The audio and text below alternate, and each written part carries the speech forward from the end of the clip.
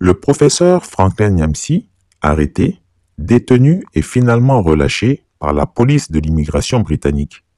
Alassane Ouattara rit jaune. La Grande-Bretagne donne une leçon de respect de l'état de droit aux États ouïa-ouïa que sont la France et la Côte d'Ivoire.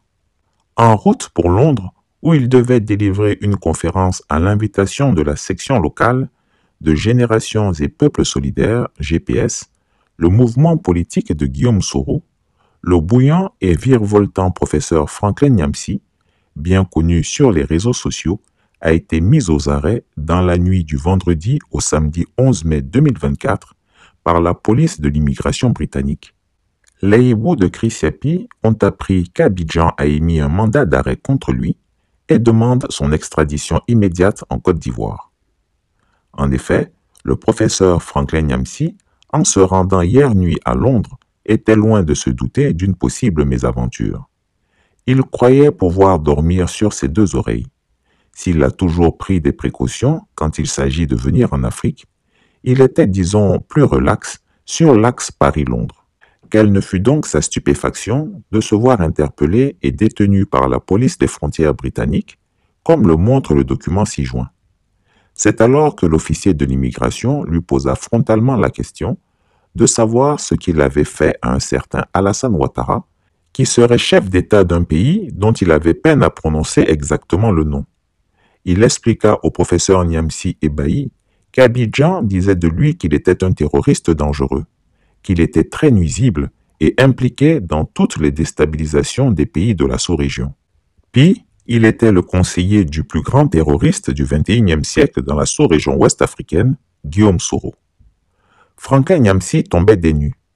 Du côté de la France, on lui fit remarquer qu'on l'avait sans doute classé sujet S. Après des vérifications fouillées du Foreign Office, l'équivalent du ministère des Affaires étrangères dans nos pays, on ne trouva aucun fait ni acte qui correspondent à ces terribles accusations. Les autorités de Séan n'eurent d'autre choix que de conclure, après toute une nuit d'investigation, qu'il n'y avait aucun fait matériel qui pouvait justifier qu'on interdise aux professeurs, écrivains et conférenciers, de renommée internationale en plus, son entrée légale en territoire britannique. Cependant, il fut détenu à 2 reprises à la frontière de sortie de France et à son arrivée à la station londonienne, où, après sa relaxe pure et simple, il fut accueilli par les représentants de M. Guillaume Soro au Royaume-Uni. Le professeur Franklin Nyamsi l'a échappé belle. Par cet acte, les Anglais viennent de donner une leçon de respect du droit à la dictature de France et à son valet, le chameau ivoirien. À Abidjan, la nuit a pourtant été très contrastée. Commencée dans un bonheur enivrant, elle a fini par un échec cuisant de trop pour la Ouattari. En effet, quand l'autocrate Ouattara a appris hier, tard dans la nuit, de son frère cadet, Téné Birahima Ouattara dit la Fiole, alias le pétomane, que tous les papiers de l'extradition de Franklin Nyamsi étaient prêts, il a grassement dîné, arrosé d'un bon vin rouge de Bordeaux de l'année 1952. C'est un peu éméché, mais très heureux et léger, qu'il alla au lit auprès de sa douce Dominique. Dans son sommeil, le despote se délecta du doux rêve d'un Franklin Nyamsi, livré pieds et poings liés à son martyr. Il se promettait dans son rêve de le fouetter lui-même à l'ancienne, comme au temps des Nahaba à Saint-Doux. Mais patatras. Ce matin du 11 mai 2024, il se réveilla et fut surpris que depuis là, votre investigateur n'avait pas encore titré là-dessus. Il interrogea Téné Birahima Ouattara dit la Fiole. Ce dernier lui annonça qu'il était en attente des termes de l'extradition. C'est quelques heures plus tard que les Britanniques, après 6 heures de fact-checking, se décidèrent à donner l'autorisation au professeur Nyamsi d'entrer en Grande-Bretagne. L'information fut portée aux autorités françaises et ivoiriennes. La Fiole pétomane devint livide quand il lut la mauvaise nouvelle. Il vira à la couleur noir pâle. Incapable d'affronter le courroux de son aîné, il lui fit dire qu'il avait une soudaine migraine et que le préfet, Traoré Vassiriki, se chargerait de suivre le dossier de l'extradition du professeur Nyamsi. Le vieux Grigou était en train de siroter son café bouillant que le bien imprudent Traoré Vassiriki vint à lui dire, et de façon abrupte, que les Britanniques avaient refusé d'exécuter le mandat d'arrêt et d'extradition de l'État de Côte d'Ivoire contre son ennemi intime. Le dictateur des lagunes poussa un cri strident inhumain, un cri rauque d'une sorte d'animal que seul un chasseur rompu au métier pourra déterminer. Il se renversa le café sur lui-même. Son épouse Dominique accourut au cri du tyran, effrayée. Le vieillard était alors en transe, fulminant. Ses naseaux dilatés laissaient échapper de la vapeur de vin rouge. Son épouse inquiète appela son médecin qui jamais n'est loin.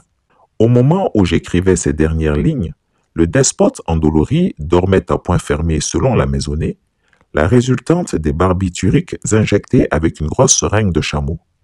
Pour l'heure, le calme est revenu chez les Ouattara. Encore un coup foireux de la Ouattari. La poisse, matin, midi et soir. J'arrive donc. Il fait encore presque nuit matinale. J'arrive à l'aéroport, à la gare de London Saint Pancras. J'arrive à la station de train de London Saint Pancras à 8h30. Et là, il y a 7 policiers britanniques qui m'attendent. Dès que je sors du train, les policiers britanniques me repèrent et me demandent de les suivre. Ça fait la 3e arrestation. Ils m'amènent à l'écart et ils me disent de remettre mon passeport, de me faire identifier. Je leur remets mon passeport, j'ôte mon chapeau, mes lunettes pour qu'ils vérifient bien que l'individu qui est sur le passeport est celui qu'ils ont devant eux, très calmement. Voilà, et ils me disent, voilà, monsieur Niamsi, qu'est-ce que vous venez faire? Je dis, je viens rencontrer des amis. Je suis écrivain, je suis conférencier. C'est la 3e fois que je viens dans votre pays. Je viens souvent, je fais une conférence, je discute avec des amis. Parfois, je dédicace des livres. Et j'avais, heureusement, toujours au moins 2 de mes livres, les plus connus. Ces livres-là, Dérive dictatoriale en Côte d'Ivoire, et puis La terrible razzia de Ouattara, le leadership résistant de Guillaume Soro. J'avais ces 2 livres-là en main.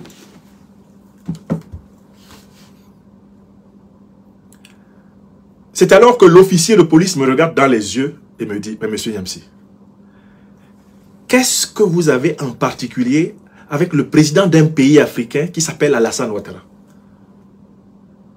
Parce que l'essentiel des charges que nous avons contre vous, les rapports de police et même la demande que vous soyez arrêté viennent de ce monsieur. Monsieur Alassane Ouattara, qui est président d'un pays qui doit s'appeler Ivory Coast, Côte d'Ivoire, Monsieur Alassane Draman Ouattara, son administration a fait circuler une notice de police demandant que vous soyez arrêté et si possible même extradé chez lui. Qu'est-ce que vous avez contre lui? Qu'est-ce que vous avez avec lui? Je dis, mais écoutez, je n'ai aucun problème personnel avec ce monsieur. La seule chose qu'il me reproche, c'est de critiquer sa dictature. Et je leur montre à nouveau mes livres. Je sors mes livres de mon sac, je dis, I am a writer, I am a speaker. I denounce African dictatorships, and I denounce also the involvement of the corrupted, a part of the corrupted French elite in African dictatorships. Je dénonce les dictatures africaines et je dénonce l'appui que les régimes mafieux de la France-Afrique apportent aux dictatures africaines. Donc c'est sans doute pour cela que ce monsieur m'en veut. Et je leur pose la question. You, British authorities, you have one of the best secret services of the world called Scotland Yard. Vous avez l'un des meilleurs services de sécurité au monde. Depuis hier, à 20h55, quand vous m'avez mis pour la première fois en état d'arrestation à la gare du Nord, je me suis mis à votre disposition. Je suis sorti de la gare du Nord, de la garde à vue à 22h. J'aurais pu rentrer chez moi en Normandie. J'aurais pu aller dormir dans un hôtel si j'étais fatigué et puis le lendemain matin rentrer à Rouen. Je suis revenu à 6h. Demander à entrer dans le territoire britannique. Dites-moi, quelqu'un qui se reproche des choses, que ce soit contre la France, ou qui se reproche des choses contre la Grande-Bretagne, contre l'Angleterre, est-ce qu'il peut se présenter 2 fois après l'avoir été arrêté? Première chose. Deuxième chose, vous avez Scotland Yard. Scotland Yard est mieux renseigné que moi, Franklin Niamsi. Vous avez checké depuis hier à 21h. Depuis hier à 21h, vous avez checké. Est-ce que vous avez trouvé qu'il y a un seul fait, un seul acte que j'ai posé sur cette terre des hommes qui corresponde à l'attribut terroriste? Vous avez trouvé un seul fait, un seul acte qui corresponde à l'attribut criminel? Vous avez trouvé un seul fait, un seul acte qui corresponde à l'activité individu violent? Vous avez trouvé un seul acte qui corresponde à l'activité individu pris avec des armes illégales? Est-ce que vous avez trouvé un seul acte? Les officiers me disent, si nous vous avons laissé entrer, c'est parce que nous n'avons rien trouvé contre vous. Donc nous tenons à vous dire qu'au terme de la loi britannique, vous avez le droit d'entrer et de vous exprimer librement en Angleterre, sans violence. La seule limite, aucune action violente, aucune atteinte au bien public, aucune atteinte à la paix et à la sécurité de notre peuple. Tant que vous n'exercez que ce que nous appelons en anglais « freedom of speech », la liberté d'expression, tant que vous n'exercez que ce que nous appelons en anglais « freedom of thought », la liberté de penser, tant que vous ne vous contenterez essentiellement d'écrire des livres pour exprimer vos opinions, l'Angleterre ne vous refoulera pas. Nous sommes venus vous attendre pour vous dire que nous n'avons rien trouvé qui corresponde au qualificatif et que nous n'allons pas faire prospérer un mandat d'arrêt de connotation politique.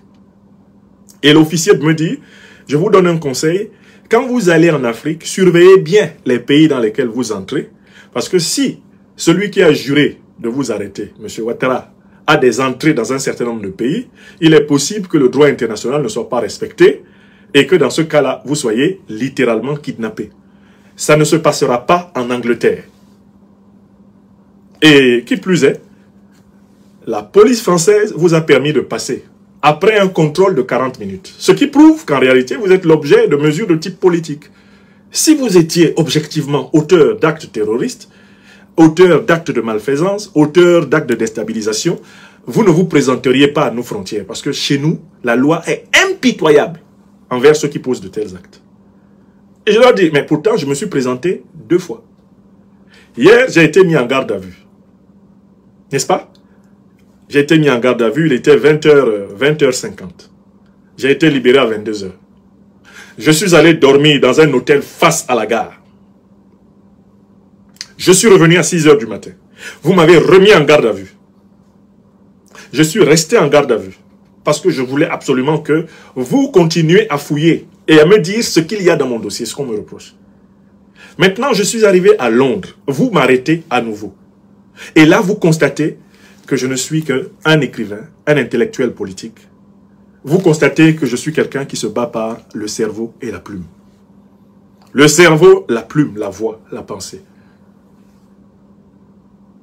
Et je voudrais vous dire que, avant d'aller rencontrer mes amis cet après-midi, mes amis, les amis de la Côte d'Ivoire, les amis de l'Afrique, qui m'ont invité ici, lors de la conférence que je donnerai, lorsque je serai rentré à mon lieu de résidence à Londres, je saluerai le professionnalisme des autorités britanniques. Ce professionnalisme contraste avec la grossièreté, avec la partialité, avec l'amateurisme, avec la tatillonnerie que j'ai observé en France et qui explique sans doute le comportement des États néocoloniaux issus de la cuisse du colonialisme français. Le comportement que les Ouattara, que les satrapes reptiliens africains ont contre nous, notamment en Afrique dite francophone, est une copie du comportement de leur maître formateur. J'étais agréablement surpris. Je dis bien agréablement surpris par le fait que la police britannique ne me dise pas que le dictateur de mon pays natal, Paul Biya, a formulé un mandat d'arrêt international contre moi. Lui, je le critique depuis plus de 25 ans. Je dis depuis plus de 25 ans. Tout ce qu'il fait, c'est de m'empêcher de rentrer dans mon pays natal. Mais il n'a pas envoyé un mandat d'arrêt international contre moi. J'ai écrit critique la tragédie camerounaise. J'ai écrit dire adieu pour demain. Je martèle la dictature camerounaise. Biya n'envoie pas de mandat d'arrêt. Ouattara Draman, que j'ai défendu un temps au nom du panafricanisme, pour qu'il soit intégré et accepté dans la nation ivoirienne, c'est lui qui veut me kidnapper. Plus de 10 fois déjà, il a essayé de kidnapper mon ami et frère, mon leader du mouvement Génération et Peuple Solidaire, Guillaume Kibafori Soro. Il l'a loupé. Et il semble que je suis le numéro 2 sur sa liste. Non, celui-là, je l'aurai. Hein? Je l'aurai. Je voudrais saluer l'investigateur, le grand investigateur Chris Yapi, qui a bien reconstitué ce qui s'est passé sur moi. Je sors du ventre du monstre. Ce monstre s'appelle la France-Afrique. Alassane Draman Ouattara salit notre nom sur toute la planète. Il a inondé les postes frontières de faux récits, de faux narratifs sur nous. Nous présentant comme, je ne sais pas, peut-être même les plus grands brigands que la planète Terre et même que le système solaire ait jamais eu. Pourtant, Alassane Draman Ouattara est exactement ce qu'il pense que nous sommes. Il est en portrait grandeur nature. Cet homme est méchant.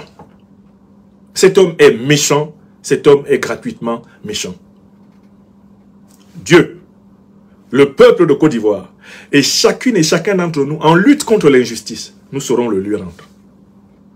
Donc, je voulais vous dire et vous rassurer, remercier celles et ceux d'entre vous qui, par vos prières, par vos actions, contribuent à ce que, finalement, cet épisode-là aussi s'apaise. Je voudrais remercier mes camarades de Génération et Peuple Solidaire.